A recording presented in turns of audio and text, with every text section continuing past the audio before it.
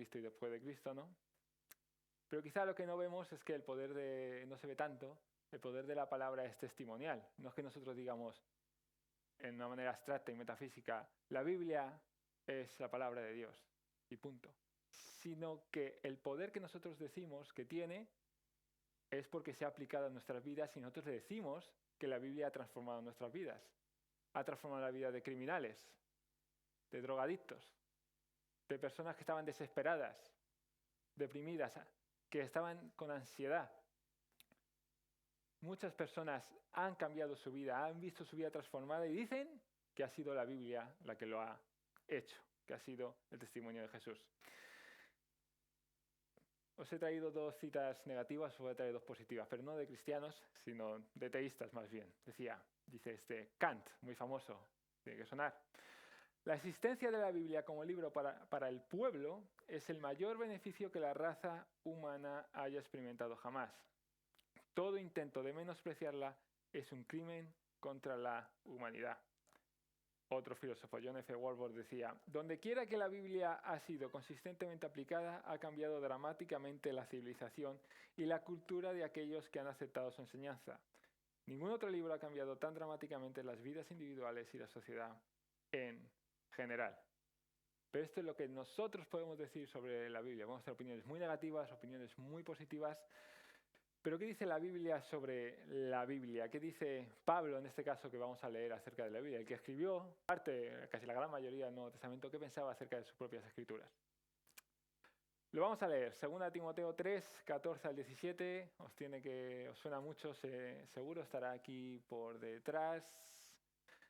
Dice, pero persiste tú en lo que has aprendido y te persuadiste, sabiendo... Es Pablo hablando a Timoteo, para que no nos perdamos. Pero persiste tú en lo que has aprendido y te persuadiste, sabiendo de quién has aprendido y que desde la niñez has sabido las Sagradas Escrituras, las cuales te pueden hacer sabio para la salvación por la fe que es en Cristo Jesús. Toda la Escritura es inspirada por Dios y útil para enseñar, para redarguir, para corregir y para instruir en justicia, a fin de que el hombre de Dios sea perfecto y enteramente preparado para toda buena obra.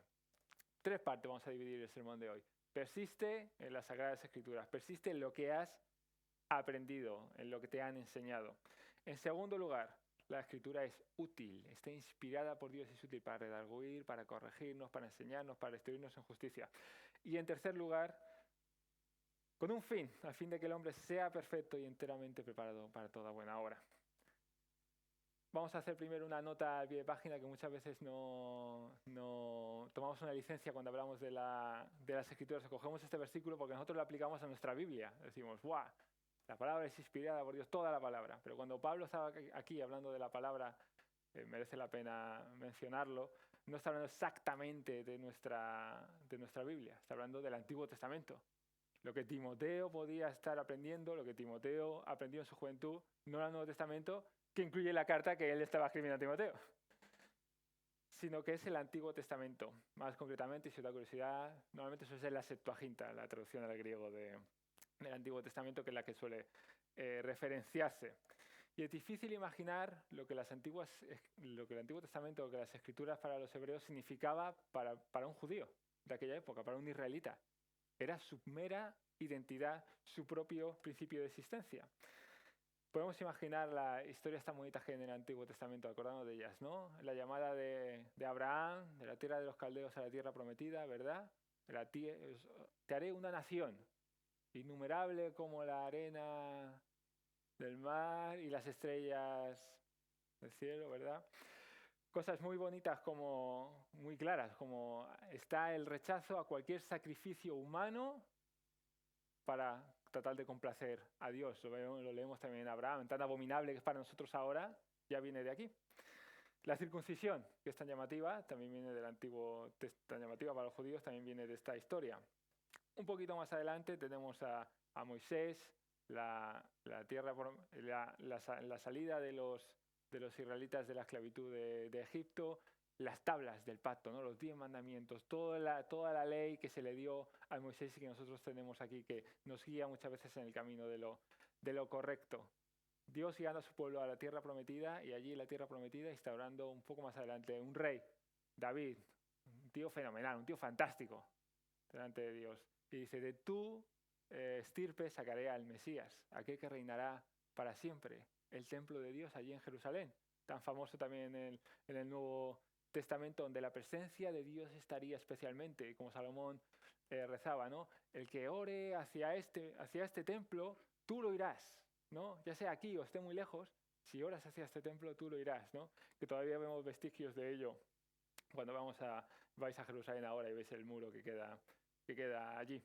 O el exilio, más adelante, ¿no? Cuando el pueblo de Israel se desvía de Dios, se va y Dios dice, voy a sacar de aquí, el templo queda destruido y ellos están en otra nación y tienen que plantearse cuál es nuestra identidad en medio de esto. ¿Somos diferentes a nuestra cultura o no?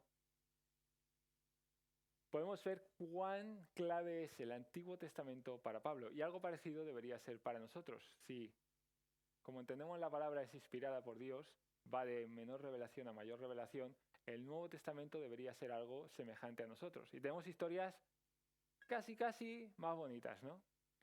El buen samaritano, ¿verdad? Tan bonito para nosotros. O el hijo pródigo. ¿Quién no se ha sentido alguna vez como el hijo pródigo, verdad? Que muchas veces estamos en lo correcto. ¿Quién no ha tenido inspiración en la mujer adúltera? En este libro de pecado que tira la primera piedra, ¿no?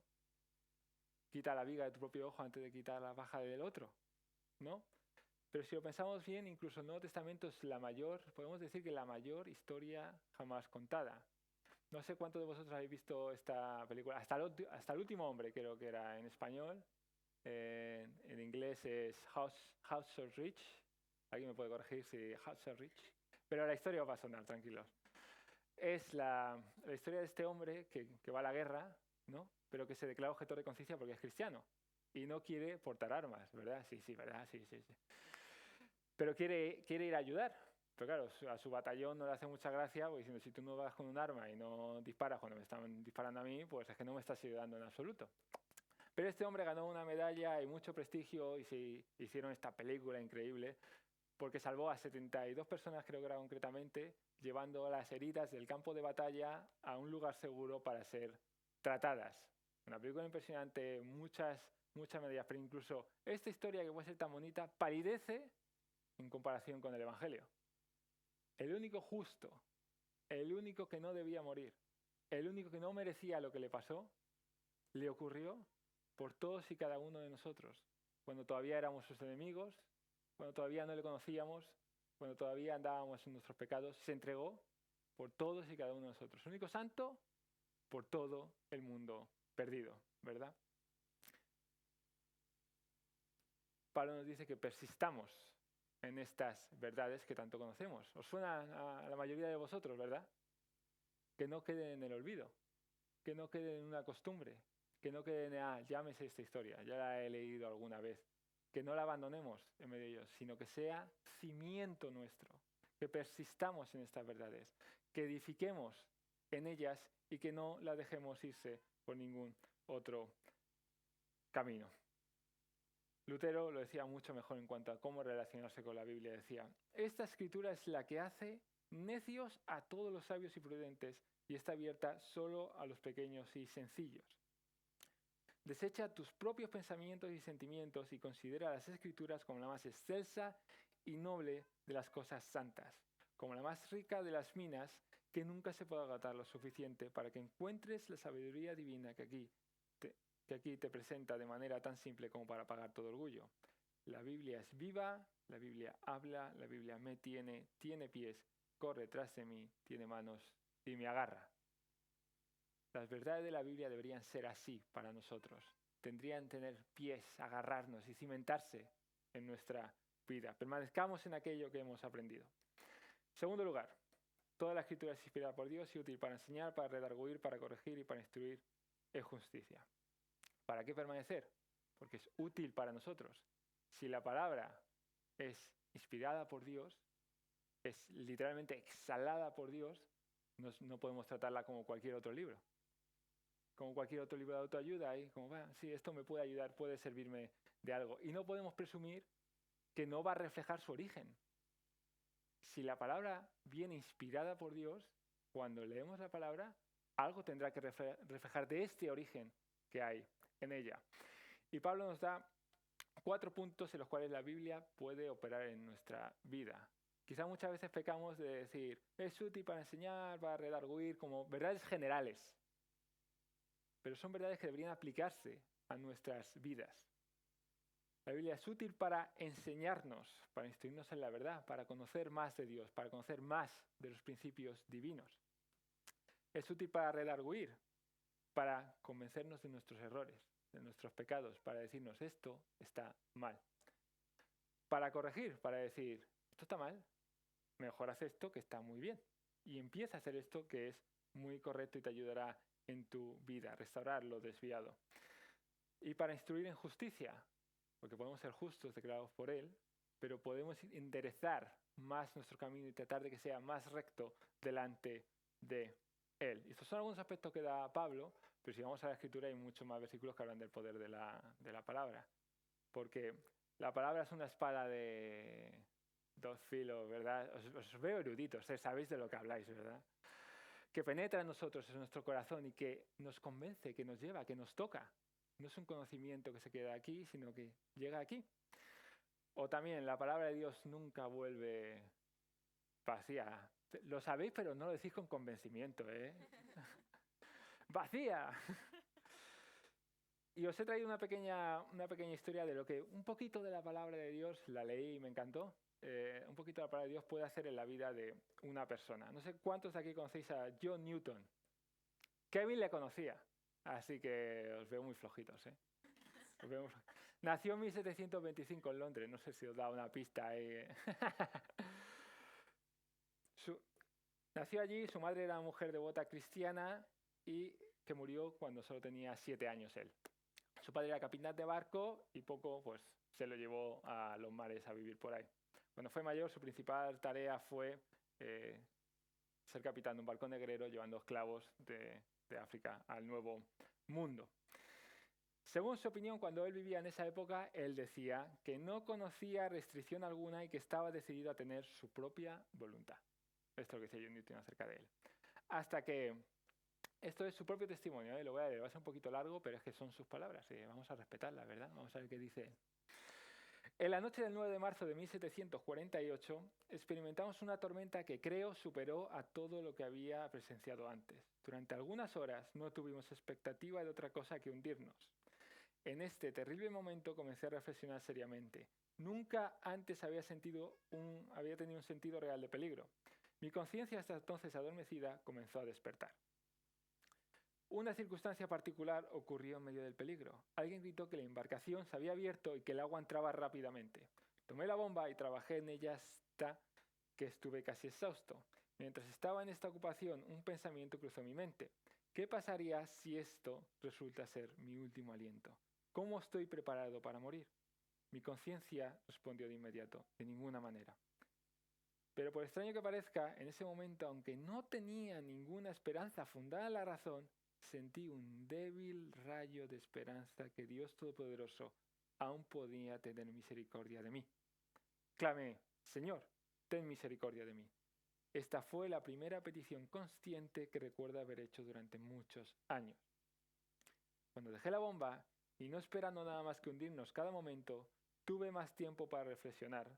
Las blasfemias que quizá había proferido cada hora de mi vida anterior, ahora estaban restringidas. Sentí un asombro mezclado con un vago temor de que pudiera haber un Dios dispuesto a escuchar a un miserable como yo. El recuerdo de algunos pasajes de las Escrituras aprendidos en mi infancia volvieron a mi mente con una fuerza que nunca antes había experimentado. El Señor es mi pastor, nada me faltará.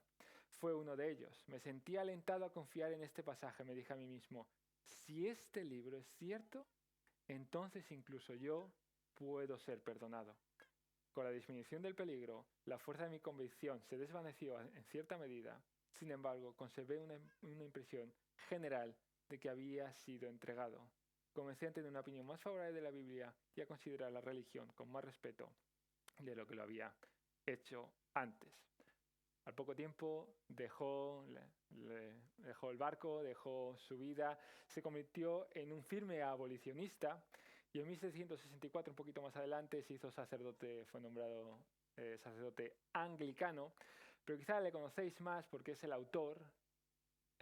Amazing Grace, muy bien. A mí se están mirando ahí. ChatGPT, ¿no? John Newton, por favor, información. Estoy en una prédica.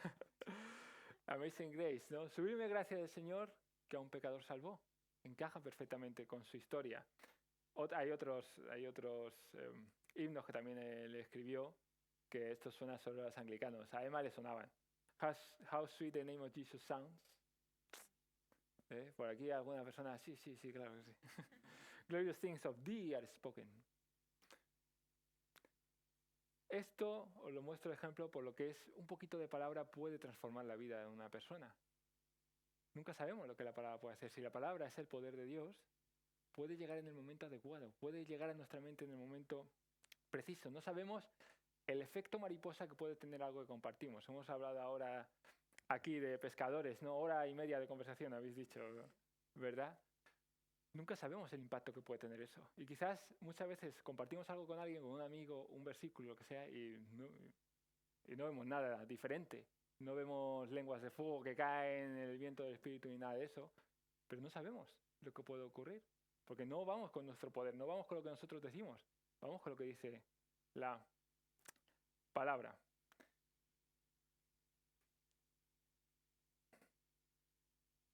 Tercer punto, vamos con ello.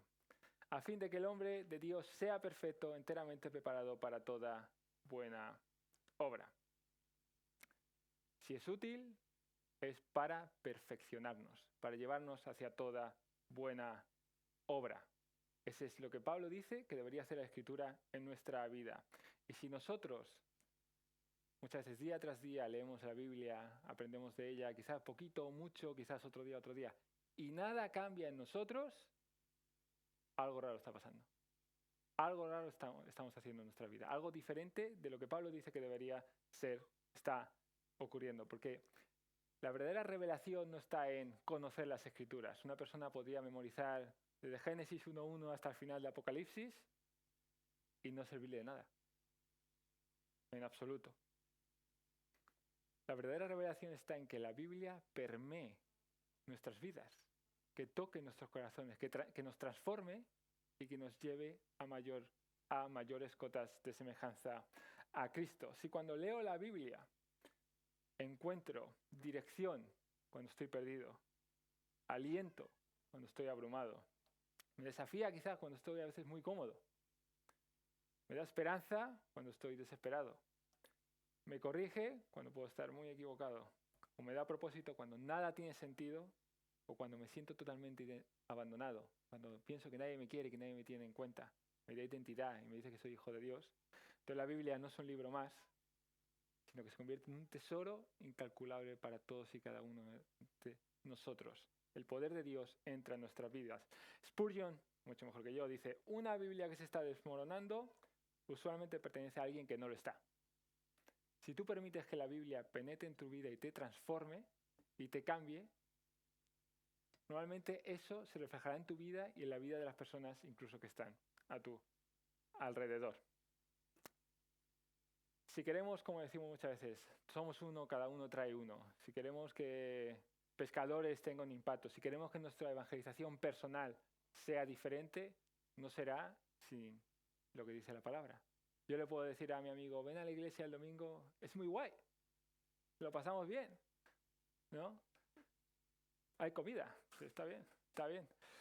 Pero no creo que eso le haga despertarse un domingo por la mañana a decir, venga, voy a ir allí a sentarme, ¿no? Es porque hay algo diferente, es porque buscamos algo de Dios y del poder de Dios en nuestras vidas.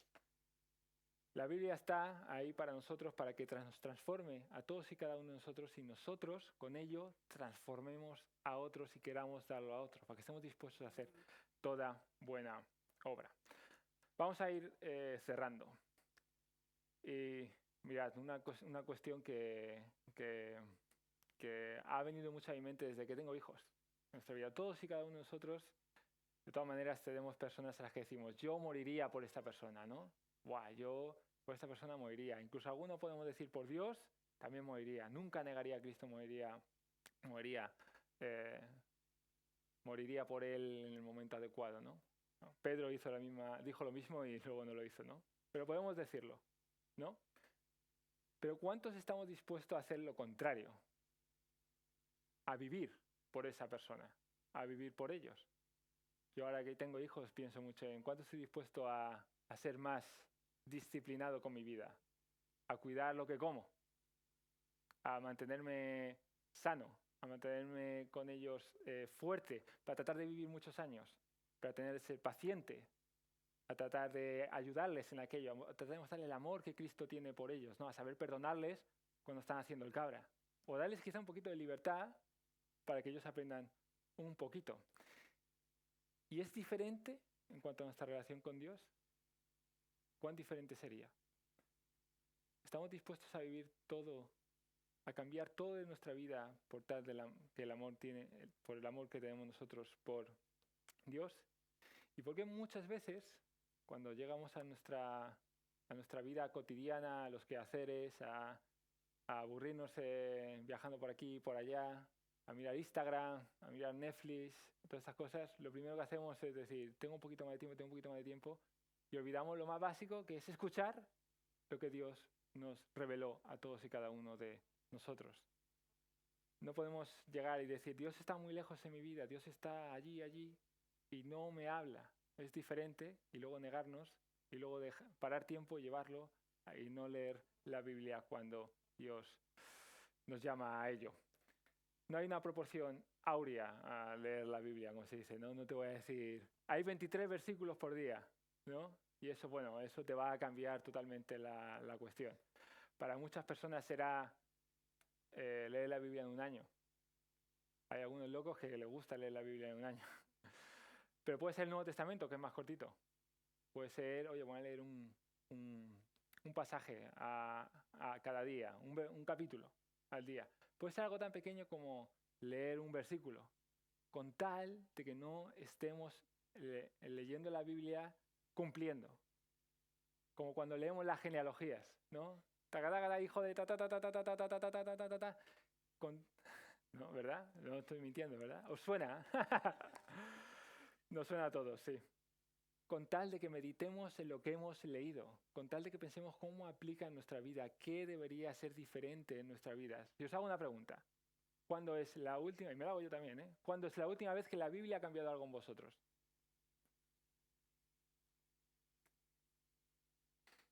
Todos los días.